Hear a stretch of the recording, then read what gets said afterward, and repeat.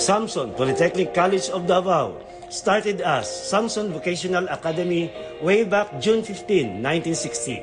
It was established when its Articles of Incorporation was registered and approved by the Securities and Exchange Commission on April 17, 1962, which was released on June 27, the day of birth of one of its founders, Mrs. Consuelo M. Samson.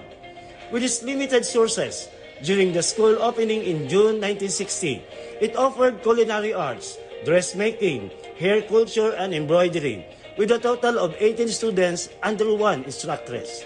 Since then, Samson Vocational Academy expanded its various courses in advanced dressmaking, master tailoring, typewriting, stenography and bookkeeping, photography, automotive diesel mechanics, refrigeration and air conditioning, electric and acetylene welding generator, and motor rewiring.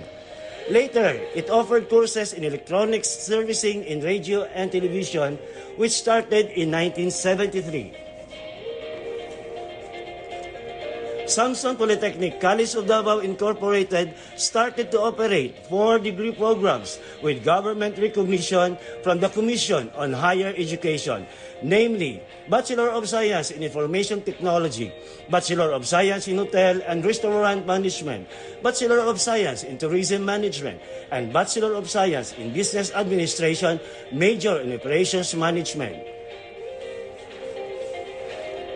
As an educational institution, Samson Polytechnic College of Davao was established for the training of skilled craftsmen and professionals who will be deployed in different industries, both here and abroad. Our mission is to produce graduates with an excellent aptitude who can meet the demands of the industry with global perspective. Just very recently, Samson Polytechnic College of Davao is proud to say that the school has achieved 100% passing mark of the PRC licensure examinations for teachers. Be skillful, be a Samsonian.